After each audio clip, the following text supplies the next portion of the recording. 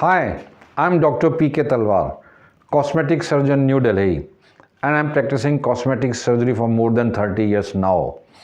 Previously, I was attached to Apollo and Max hospitals, and now I'm running my own cosmetic laser surgery center at Greater Kailash Part 1, New Delhi.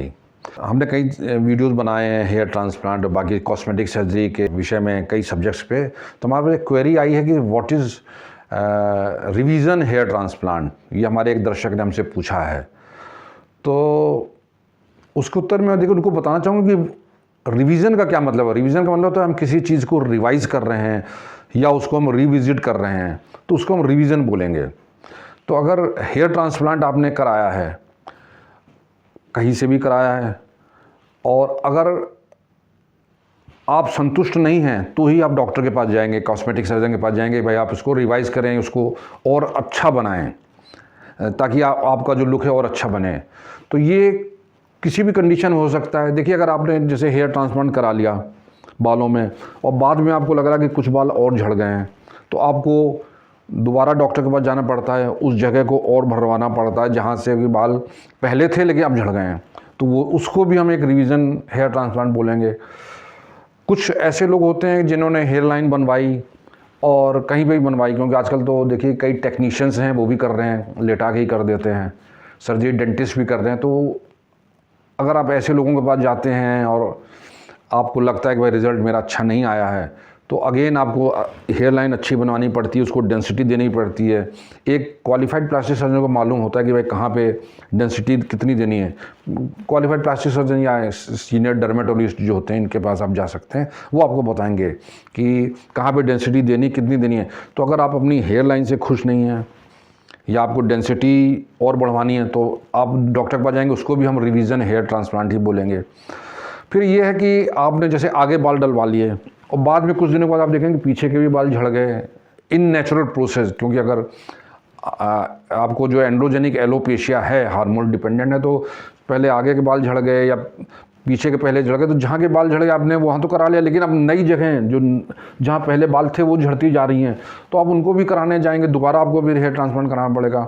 उसको भी आप कह सकते हैं revision, बल्कि मैं कहूँगा वो सेकंड, ये कि आप एक्स्ट्रा हेयर ट्रांसप्लांट उसमें करा रहे हैं तो सेकंड सिटिंग में बोलना चाहूँगा।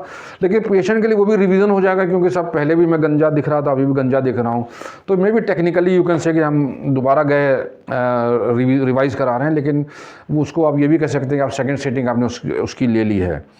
तो ये ऐसी कोई भी अवस्था जिसमें कि आप हेयर ट्रांसप्लांट से खुश नहीं हैं या रिज़ल्ट अच्छा नहीं आया या आपको डेंसिटी और चाहिए या आपको लगता है कहीं नए बाल आ रहे हैं और आपको दोबारा हेयर ट्रांसप्लांट सर्जन या कॉस्मेटिक सर्जन के पास जाना है, तो इन चीज़ों को हम रिवीजन हेयर ट्रांसप्लांट की कैटेगरी लाते हैं। बीच में आजकल हम लोग FUE करते हैं, फॉलिकुलर यूनिट एक्सट्रैक्शन। तो पहले शुरू में हमने ये शुरू किया करना FUE 10-11 साल पहले, तो उस टाइम हमारे काफ़ी पेशेंट आते थे जिन्होंने मोटे मोटे पंचेस लगवाए होते थे। तो जैसे जड़ों का एक गुच्छा यहाँ आ रहा है, दूसरा गुच्छा यहाँ आ रहा है, तीसरा है, तो ऐसे भी केसेस पहले बहुत आते थे हमारे पास। अब चूँकि कम हो गए क्योंकि अब थोड़ा रिफाइनमेंट हो गया है, तो अब दूसरे जो पुराने ज़माने के डॉक्टर्स थे वो जो करते थे, अब वो चीज़ें नहीं हो रही हैं। तो ऐसे केसेस को भी हमें रिवाइज़ करना पड़ता था, उनको एक्सट्रैक्ट करते थे, उनसे भी छोटे छोटे वो बनाते थे हम लोग, फॉलिकुलर यूनिट बनाते थे उनकी, और फिर री इम्प्लांट करते थे उनको उसी टाइम पे। तो ये सब चीज़ें भी थी, इनको भी हम रिवीजन ही समझते, रिवीजन हेयर ट्रांसप्लांट ही बोलते थे इन चीज़ों को। हालांकि अब वो चीज़ जो है, जो मैंने कहा बंचिंग अपीयरेंस, अब काफ़ी ये चीज़ें अब काफ़ी कम हो गई कॉम्प्लिकेशन, क्योंकि इवन जनरल सर्जन हैं या डेंटिस्ट हैं या टेक्नीशियन, ये जो भी अब थोड़ा बहुत सीख गए हैं कि भाई अब उस तरह के इतने मोटे मोटे गुच्छे नहीं बनाने हैं, अब उनको छोटे छोटे, क्योंकि इक्विपमेंट ऐसे आएंगे तो छोटे छोटे बना देते हैं।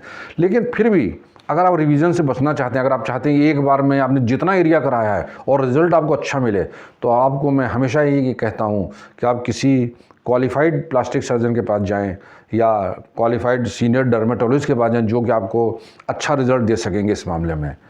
और अगर आपको ये वीडियो पसंद आया है तो कृपया इसे लाइक और सब्सक्राइब करना ना भूलें। और अगर आपके मन में अभी भी कोई शंका है हेयर ट्रांसप्लांट से रिलेटेड, तो आपका स्वागत है। हमारी टीम को बड़ी खुशी होगी आपके किसी भी प्रश्न का उत्तर देने में। Thank you very much.